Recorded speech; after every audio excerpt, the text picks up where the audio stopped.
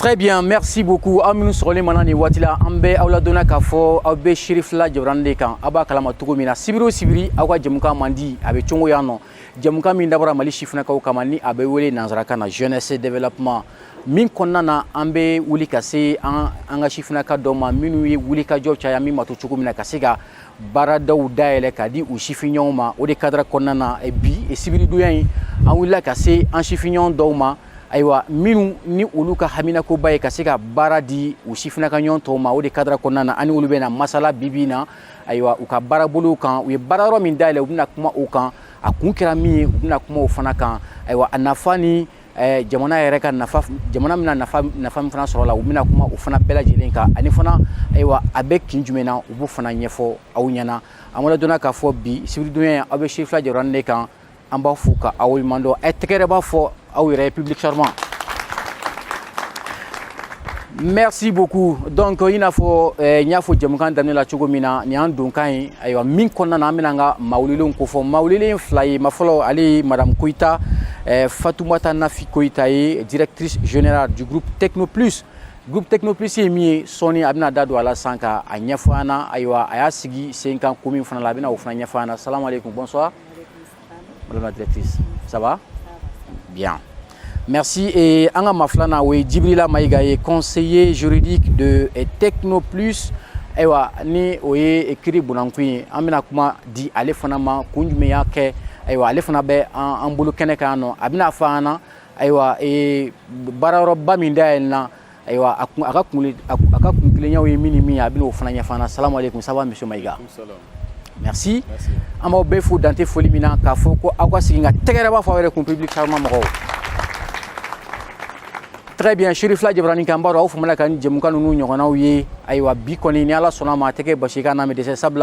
avez dit que vous avez dit un complexe multiforme composé d'espaces live, de restaurants, de fast-food et de supermarchés. Vous avez fait un peu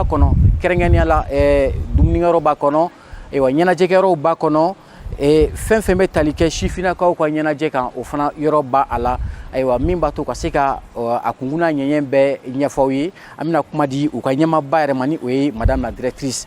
aywa madame la directrice amboraka ikofo et téléspectateurs nyana 500 amba feka donc rapidement aywa ambe chakeroba mina bini o Techno Plus ida do ala Techno Plus remu aywa kunjume yake awya blasenga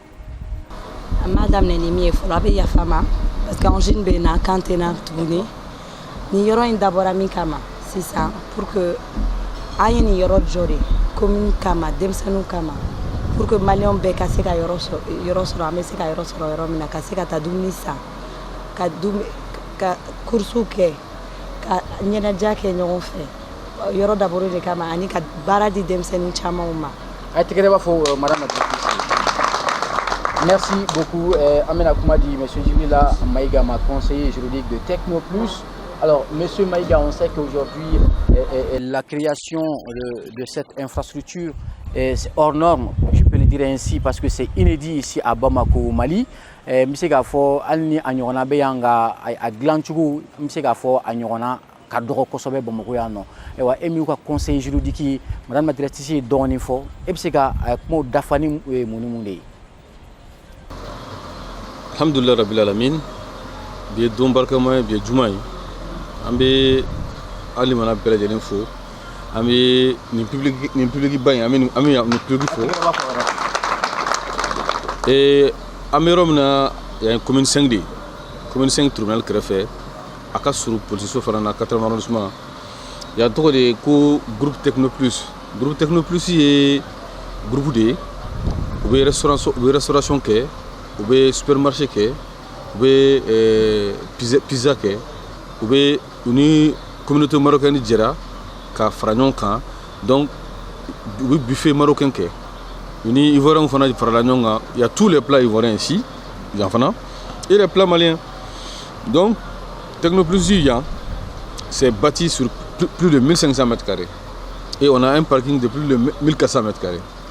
donc c'est un complexe qui a été créé par quelqu'un et moi je le présente ici et Yano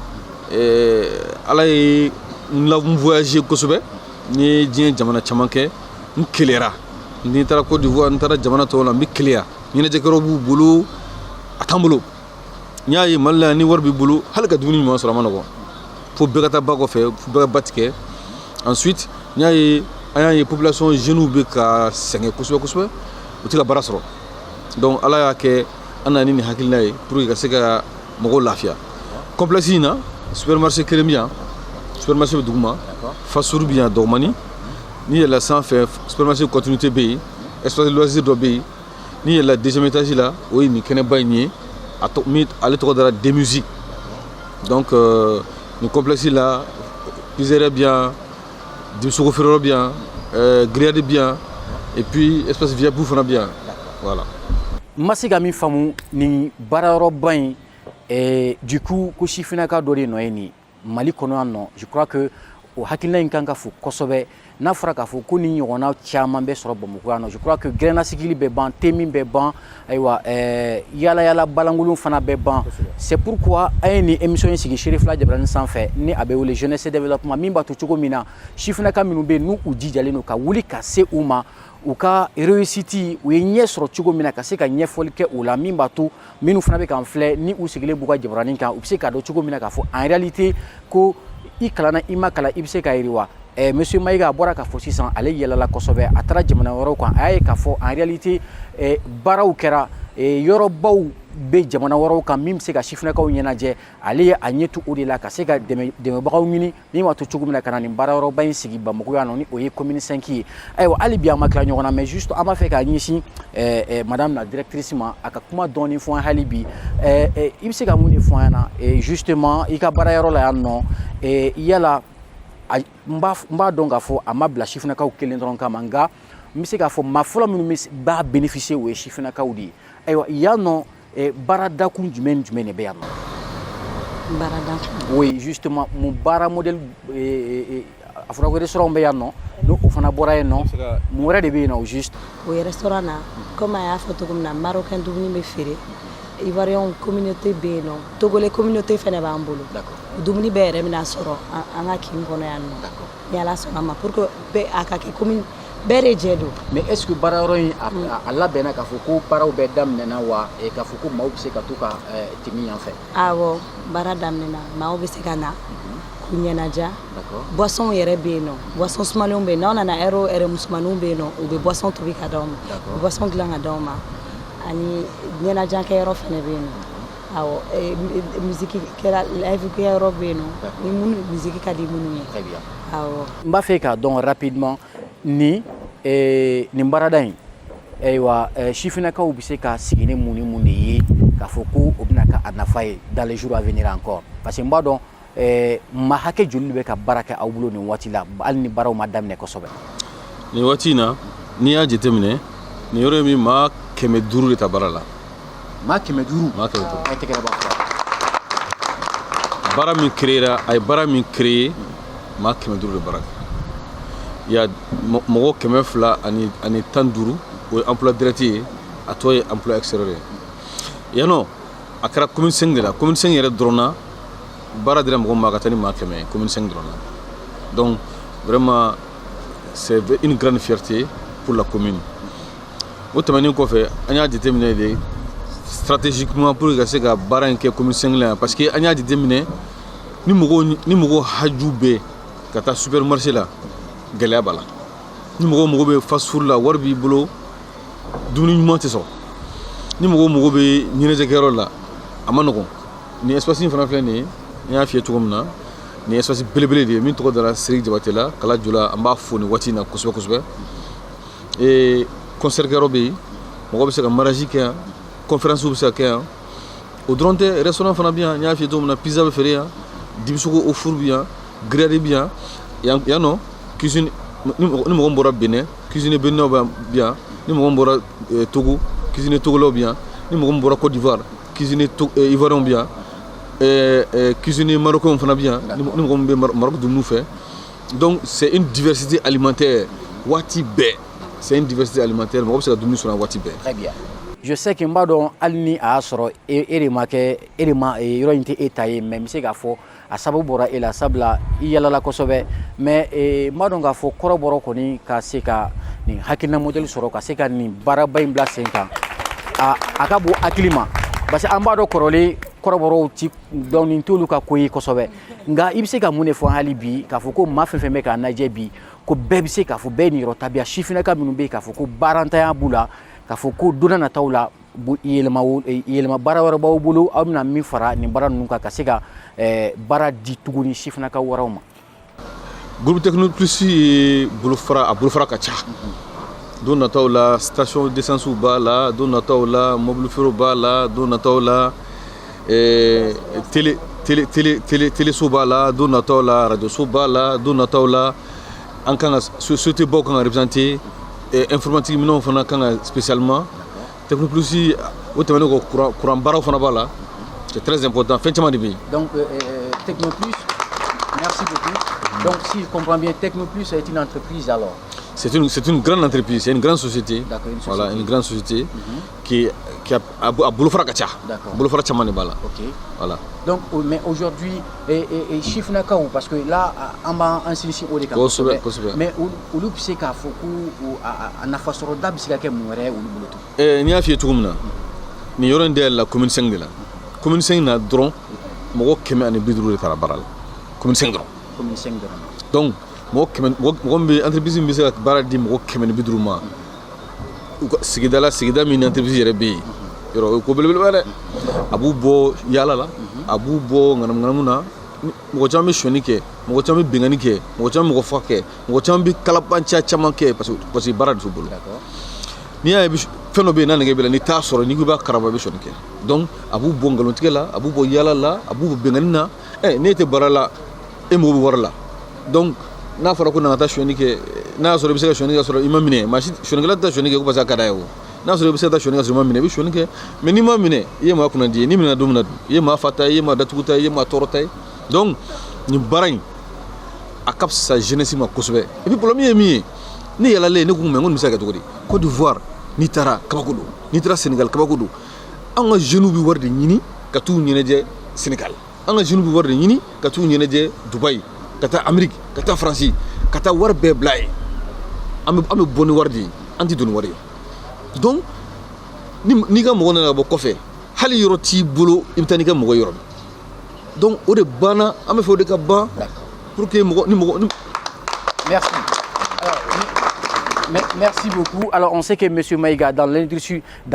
du spectacle au Mali, il y a beaucoup de précarité. Mais aucune particularité du Mali, mimba to chugo mina kaseka shifunakaw ku ka bara di uma mimba to bara bise ku nafakanye. 600 Techno Plus en 2024 an kan ga amina madrasa so nani duru ɲɔgɔnna madrasa so kana kuranɛ d'u ma ka mɔgɔ bila ka bɔ Arabie Saoudite ka n'u kalan kosɛbɛ o tɛmɛnen kɔfɛ ani commune 5 chambre de métier mɔgɔw bɛna baara kɛ pour que i y'a faamuya b'a la ka mɔgɔw bɔ Chine kana k'u dege sabara dilan ou bien ka montre dilan ou bien an yɛrɛ ka se ka an ka cure n'a fɔra Mali la yan nɔ ko hali cure-dent bɔ kɔfɛ o ye maloyaba de ye au moins denmisɛnninw ka se ka cure-dent kɔni dilan an ka se an ka mouchoirw dilan an ka se an ka fɛnw dilan an ka se o fana kɔfɛ an b'a fɛ ka atelier fana valoriser an b'a fɛ ka mode kɛ yan c'est-à-dire que la journée de la mode donc an b'a fɛ k'o kɛ et puis la journée de la photographie ni bɔra n'i taara Côte d'Ivoire n'i ye photo ta i b'a ye a cɛ ka ɲi n'an ka photo ye munna parce que an ka mɔgɔw ma former bon atelier fana an b'a fɔ fo an ka taa karisa fɛ yen mɔgɔw bɛ Mali la yan ka taa fini kala fo Sénégal c'est pas normal il faut que an yɛrɛ il faut que jeunes ka u dege fini kalaw na il faut que et puis Mali jeunesse bɛ maloya ni baara ye ne filɛ nin ye ne ye baara sugu bɛɛ kɛ sani n ka taa baara wɛrɛ la ne ye baara sugu bɛɛ kɛ jeunesse kana maloya ni baara ye an ka sɔn baara ma baara de maa bɔ bolo la i y'a faamu wa n fa ta n ba ta n bɛnkɛ ta o si t'i ta ye min y'i ta ye o ye min b'i kun na i wasi ji ni ne ye n bolo kɛ tan ni ne ye 2000 bɔ sisan k'a fɔ ko jama jɔn bɛ 2000 fɛ bɛɛ b'a fɔ k'a b'a fɛ mais ni min nana gosini na o de b'a fɛ ni bɛɛ ye il faut avoir l'envie c'est très important. Merci. Voilà. Merci beaucoup, monsieur Maïga. Alors, madame la directrice, Ambe Agnès Matouni, on m'a fait cadeau. Nous avons critères de sélection avec Tchoukou Djumena. Nous avons emballement Moussouol, emballement Kemou Bafé Kana, Barake Auféano. Mbado ka fo bara koni daele nakaba nga ali bia obe continuer mo tola avec Tchoukou Djumena ni mami ba fe ka bara ka ofi. Si ça comme monsieur Maïga kunya fayena anga yoro fleni toro korobugu 4e arrondissement Kerefe.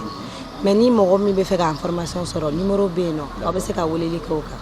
77 70 30 30. OK. Ah ouais, mais c'est gars 77 70 30 30. Obe woleli ke obe information duma. Abe dossier qui est tout comme na monté kana blanc fait na garçige bala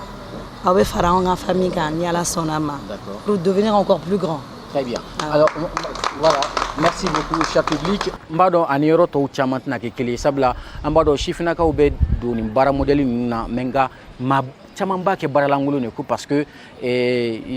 bara bon mo ma sensible comme kosobe. Sabla et tobili be kayano avec dige yano alimentation be yano dumuni be kayano nga mau hakili be mitron kono parce que là c'est un lieu de loisirs parce que là c'est peut-être quoi faire avec la comme dit monsieur Maïga ma ko nya fa na doni alors est-ce que ipsiga mune faut juste emballement chifna kawi ou ka famu ka fo bara mi be kayano bara langulunte bara jugu funate ani dine be tafana aya ke min kama fene comme aya fa yana to komina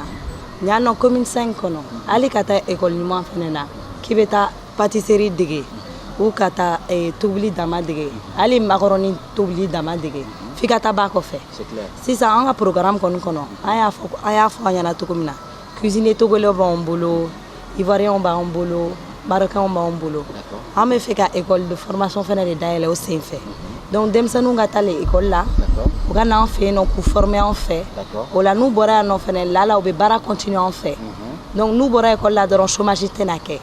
donc c'est une manière aussi de lutter contre le chômage et l'alphabétisme des enfants des jeunes au jeunes chamam balé al nous école blastra là on c'est formation qui a non pour que c'est ka bara sorojona d'accord très bien merci. Donc, on be kan flef na be hokli jigi ka fo sabla be commune 5 de la budula barakela ko nyama be commune 5 la no aywa ali bena kan nisonda fay aywa ni yoro ni na jora na fambe na se chifna kawma ani dembaw ni demfaw anga je kali la meni ali Adama Traoré ali di commune 5 mawbe ka budula barakela ka nyama e anga je kali la me sona mi nyon so 100 ambe amuna parce que chambre de métier de entreprise ou créer donc ni entreprise nana commune na mimi mogo keme flani kota barala a mogo keme flani ko commune 5 demsani keme ani biduru et dit que chambre de métier kanko entreprise blasra parce que o anga barade surtout ni complexe sugula mogo munu me baraka kono abarake baga be bulla barakela de mogo me restaurant ke bulla barakela do mogo me gâteau gla bulla barakela do mogo me jinmere gla bulla barakela do mogo me tabale glan bulla barakela do min be draw labɛ kayri do nin bɛɛ bulla barakela we o de kama anw yeli Technoplus dɛmɛni na o mankan ka kɛ ballanko ye an ka mission b'an oblige an ka se k'o de kɛ a bɛna ŋɔni caman bɔ denfaw ni denbaw sen na ka sababu kɛ baarako ye et puis nin yɔrɔ ɲɔgɔn a ka ca diɲɛ fan tɔw fɛ ma a man ca an fɛ yan donc ni nin ɲɔgɔn cɛyara peut-être denmisɛnninw bɛ ka u jija baarako min na caman bɛ kɛ o la o de kama an bɛ Technoplus kɛrɛfɛ.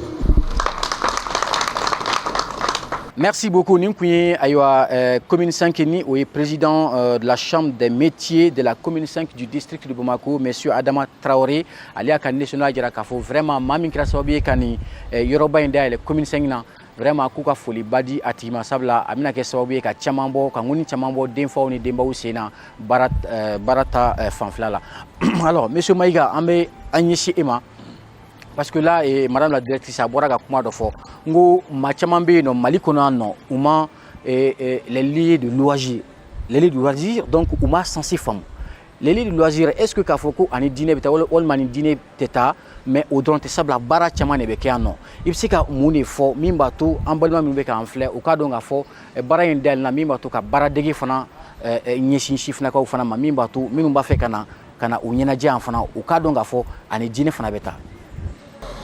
i ka nin question diyara n ye kojugu adamaden sani ka kɛ diɲɛ fɛn fɛn i bɔra du dɔ de kɔnɔ malangoloya ne bolo mali la yan mɔgɔ tɛ malangoloya quoi du bɛɛ duba ye silamɛya ye fɛn dɔ ye a ka kan faamuyali ka sɔrɔ a la ne yɛrɛ min filɛ nin ye n taara imura la siɲɛ 7 n taara hiji la mais n taara hiji la n ye mulukalan kɛ n ye madarasa kɛ ni laseli bi i bɛ kasi mais et pourtant n nana ni nin ye walasa mɔgɔ bɛ se ka hɛrɛ sɔrɔ mais et pourtant makan n'i taara fɛnw bɛ yen fɛn fɛn bɛ kɛ k'a man ɲi a bɛɛ bɛ sɔrɔ makan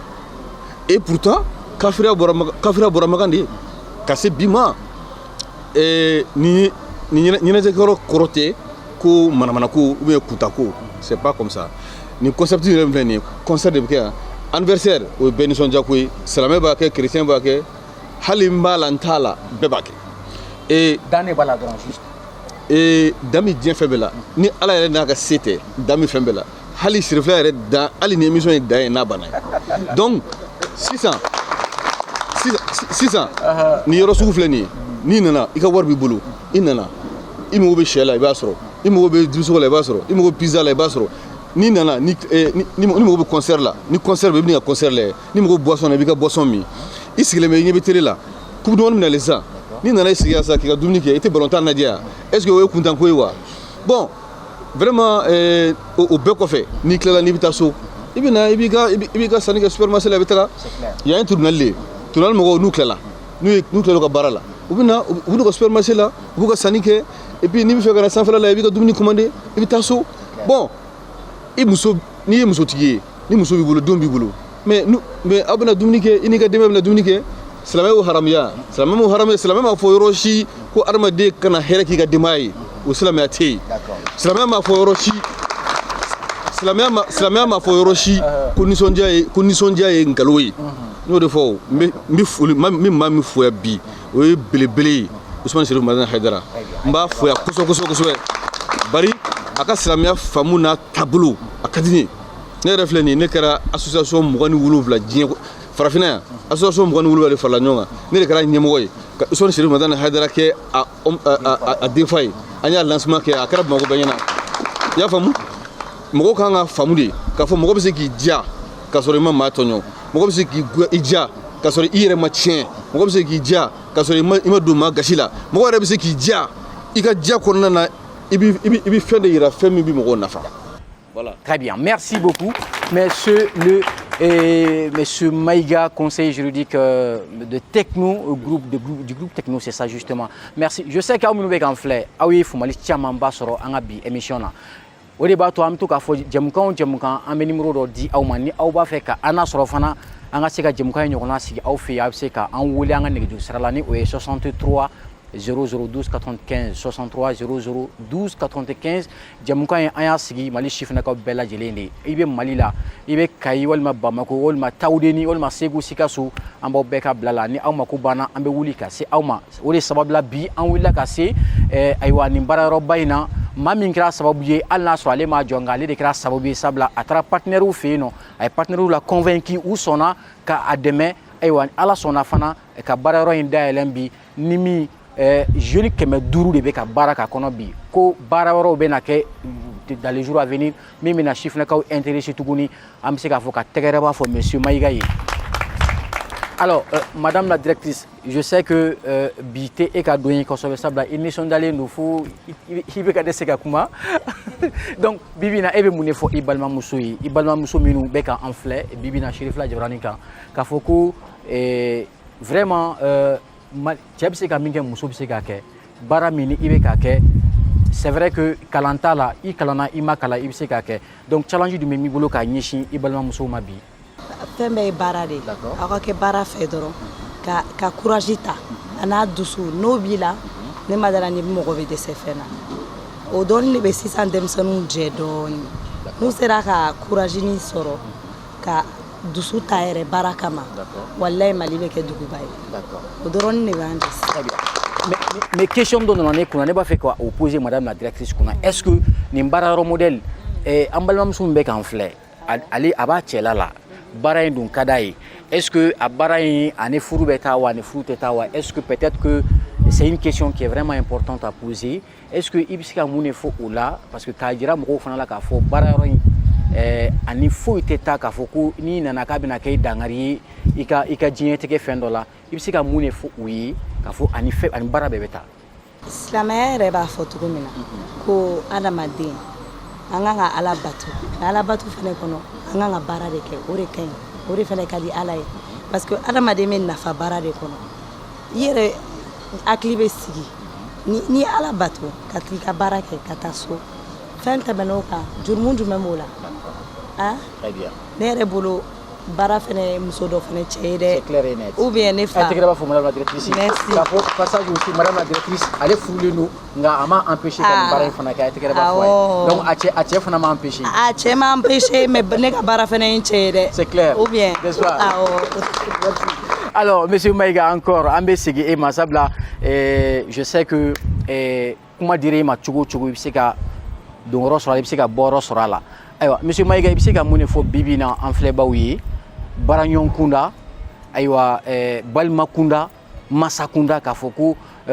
complexe min dayɛlɛnna bi ni o ye groupe technoplus ye yan nɔ Torokɔrɔbugu commune 5 na ko a mana ten dɔrɔn a nana kun dɔ de la o kun ye jumɛn ye. bon an bɛ ala fo ka barikada yɔrɔ n'i ko mɔgɔ ma ko nata baara kɛ o kɔrɔ de ko bɔ jɔnya la o kɔrɔ de bɔ deli la o kɔrɔ de bɔ fugariya la o kɔrɔ de bɔ mɔgɔw kɔ ne hakili la maa si fana ba t'a fɔ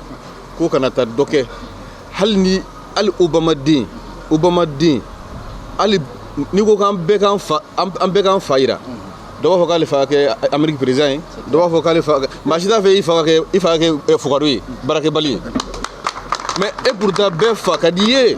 bɛɛ ba ka di ye mais mɔgɔninfin fana n'i kan ka diya i yɛrɛ ye n'i bɛ dugawu kɛ i bɛ dugawu k'i fɔlɔ de ye i b'a fɔ ala n kisi n yɛrɛ tɔɔrɔ ma maninfin ka tɔɔrɔ i yɛrɛ de fɔlɔ ye bon fugaru n'i kɛra fugari ye o ka fara o kan o kɔrɔ de ye i ti maa nafa o kɔrɔ de ye i t'i yɛrɛ nafa i ti maa nafa bon arabuw ko maa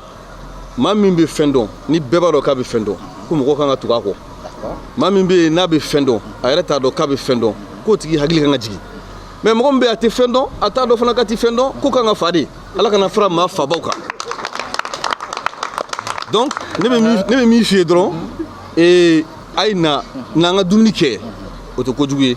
n'an ka baara kɛ o tɛ kojugu ye n'an ka dumuni kɛ n'o ma kɛ kojugu ye o b'an fɛ yan n'an ka baara kɛ o ma kɛ kojugu ye o b'an fɛ yan n'an ka ɲɛnajɛ o tɛ kojugu ye o b'an fɛ yan n'an ka kulonkɛ o tɛ ɲɛtigi ye o b'an fɛ yan n'i tilala i bɛ wari sɔrɔ fɛn min bɛ se na o de ye hun ye ni o bɛ yan nisɔndiya bɛ yan kɛnɛya bɛ yan an ka baarakɛlaw filɛ nin ye i y'a faamuya b'a la an ni kiliniki dɔ ye baara kɛ ɲɔgɔn fɛ o kiliniki n'i banana an ka mɔgɔ bɛ taa furakɛli la ye mais et pourtant n'i ti baara kɛ yan n'i fa banana i tɛ se ka taa n'a ye kiliniki la n'i ye wari sɔrɔ n'i nana baara kɛ n'i ye wari sɔrɔ i b'i fa dɛmɛ i b'i ba dɛmɛ nin fɛn in filɛ nin ye il faut que mɔgɔw ka faamuya de k'a fɔ ko ni hɛrɛ nana an k'a minɛ ni ɲɛ ɲuman ye an tɛ se k'a faamu k'a fɔ ko Libano de bɛ an bɛ Mali la yan Maliyɛn tɛ fɛn créer f'an ka taa Libano fɛ yen f'an ka taa Marokɛnw fɛ yen f'an ka taa alajɛ kɛ n'i ye biolosi ninnu ta Maliyɛnw tɛ n'i ye gidosi ta Maliyɛn tɛ mais o bɛ se ka kɛ cogo di fo an ka kan yɛrɛ fɛ pour que an bɛ se ka fɛn sɔrɔ. I ka kuma latigɛ tɛ juste i ka politique jumɛn politique kura min b'e bolo o ye jumɛn c'est pour faire la promotion de la couche juvénile ici i n'a fɔ dumuni ta fanfɛla la i n'a fɔ o n'a ɲɔgɔnna caman parce que an y'a jateminɛ nin yɔrɔ modèle ninnu na étrangers de ka ca e b'a fɛ ka accent da jumɛn yɛrɛ de kan yan nɔ. n'i y'a ye yɛrɛ an ye étranger caya parce que munna c'est pour que k'a yira maliyɛnw na a ye dusu ta. C'est important, hein? Donc il y a étranger qui a malien. Non, étranger malien, mais cuisine côté là. Cuisine côté là, tout ce qui est à manger, étranger de pays. Mais malien on va là. Pourquoi? Très bien. Parce que on a mangé malani barai. Ni même la kaka barai je ne veux malaya. T'oublies na, t'oublies. Ni mangé la quoi t'oublies que je ne veux malaya. Mais maintenant nous faisons n'état. Unana, c'est des gens qui sont qualifiés dans hôtel Bauke. À la cuisine de bien. Elle a fait un hôtel 7 étoiles. Elle est là? Elle est là en Suisse. Elle est où? Rokaya est là. là, celle-là aussi, après la Maroc, hôtel 5 étoiles là, où le cuisine marocaine, où le cuisine donc après nous saluons la communauté marocaine. Levez-vous la communauté marocaine. Voilà. Bonsoir madame. Vous avez un mot ici en direct sur le Chérif La TV. Allez-y. Oui. Bonjour tout le monde, au nom de la communauté marocaine. Je remercie tous mes collègues marocains et on vous souhaite la bienvenue. Inch'Allah, chaque samedi, il y aura un menu marocain ici. Pour le moment, pour l'instant, et d'ici devant, Inch'Allah, ça peut être 2 fois, 3 fois par semaine. Si vous avez aimé, on va faire plus. Mais pour le début, on va commencer par 1 fois par semaine. Merci beaucoup et on souhaite la bonne réussite pour M. Maïga, pour toute l'équipe, Madame la directrice. Et merci pour Chef Télé. Merci beaucoup. Alors, non, juste avant de vous laisser partir, qu'est-ce que vous promettez aux Maliens aujourd'hui? Quelles sont les grandes innovations que vous allez apporter ici? Oui, Inch'Allah, on souhaite bien aller en avant pour la communauté malienne et la communauté marocaine. C'est les 2 pays voisins, c'est les 2 pays frères. On a beaucoup de choses avec le Mali. On est tous presque la même chose, on est dans le même continent. On aimerait bien avancer tous ensemble. Le Maroc et le Mali, c'est des relations depuis très longtemps, depuis le temps de nos grands-pères. Donc il n'y a pas de différence. Mali-Maroc, c'est la même chose et on souhaite vraiment de la réussite pour nos pays. Je ne dis pas nos pays et notre continent. Et on se soutient entre nous, Inch'Allah, la réussite pour devant, le bien pour devant, pour tous, notre continent. Et que Dieu bénisse le Mali et le Maroc. Merci beaucoup. Merci d'être passé. Merci. Donc vive en tout cas la confraternité, vive le partenariat entre le Mali et le Maroc. Merci beaucoup madame. Alors ik mega min fo sisan an b'a fɛ ka dɔn rapidement parce que i ye kuma dɔ fɔ n b'a fɛ ka segi o kan. I ko ko maa min bɛ baara kɛ yan nɔ, même je ne sais pas si directement u bɛ INPS la walima u bɛ AMO de la, i bɛ se k'i da don o la dɔɔni ka dɔɔni fɔ an na parce que nin baara modèle maa caman b'a fɔ ko baara lankolon de don. Bon, i b'a dɔn quelles sont les conditions baara min daminɛna sisan dɔnni de ye ko bɛɛ ye. C'est clair. A ka dɔgɔ Mali la mɔgɔ bɛ taa baara kɛ yɔrɔ min na déjà anw fɛ yan baarakɛla ye adamaden de ye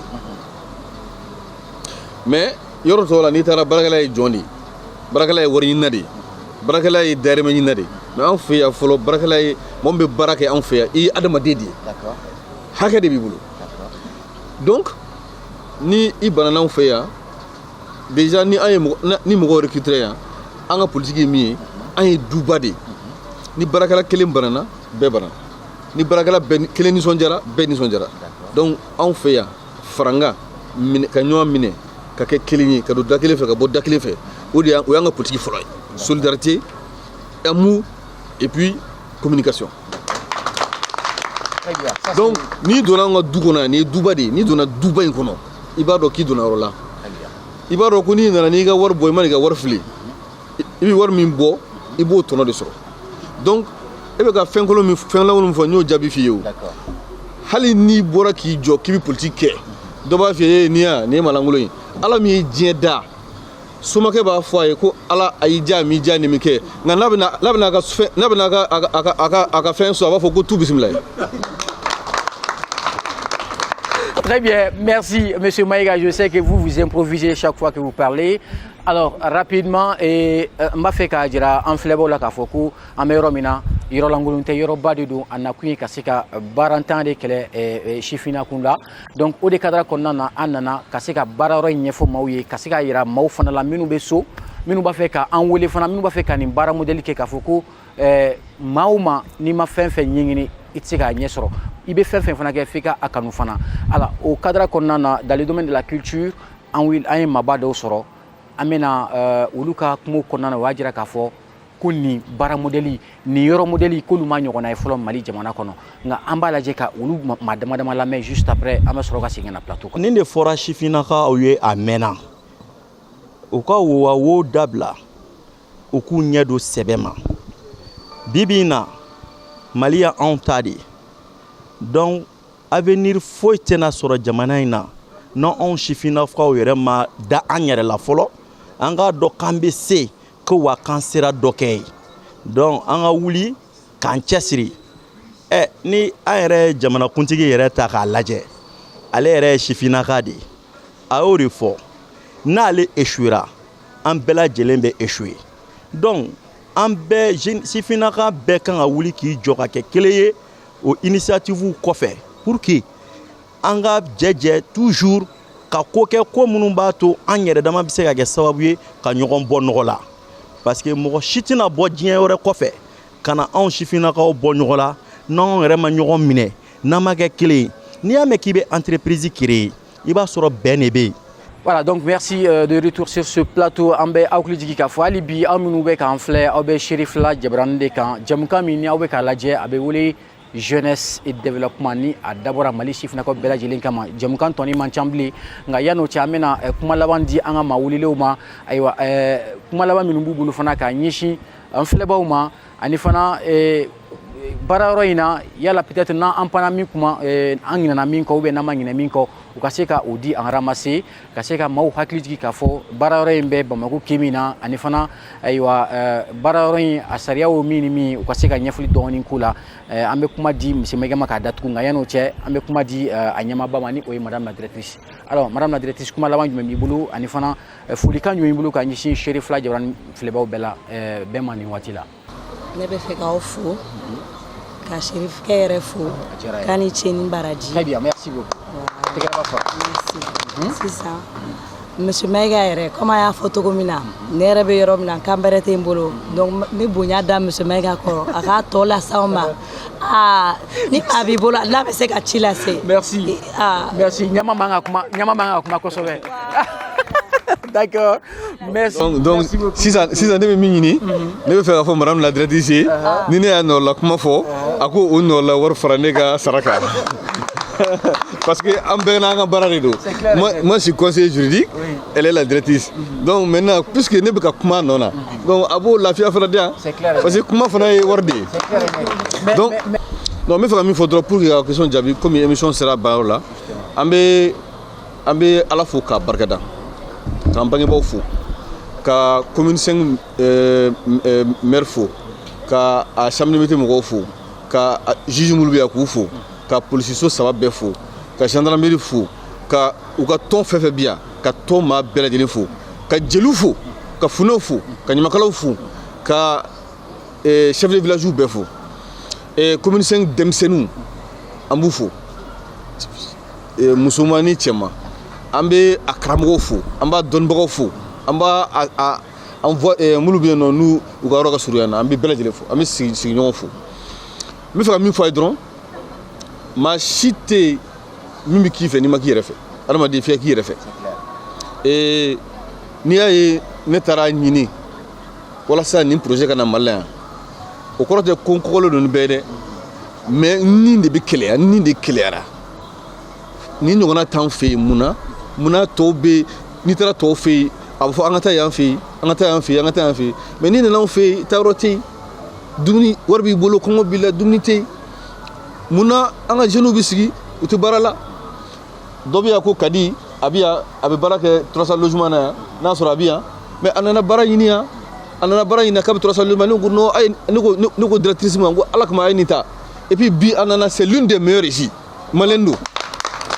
komi Sénégalais de ye recrutement kɛ yan mais et pourtant a don a fɔra ko baara tɛ yen a ma découragé a ye dɔgɔkun 2 kɛ a bɛ na kuma bɛɛ a ye ne ka numéro ɲini fo k'a sɔrɔ ka ne wele. an y'a bila baara la bi baara ka d'a ye ni maa tila bɛɛ ye n bɛ fɛ ka min fɔ dɔrɔn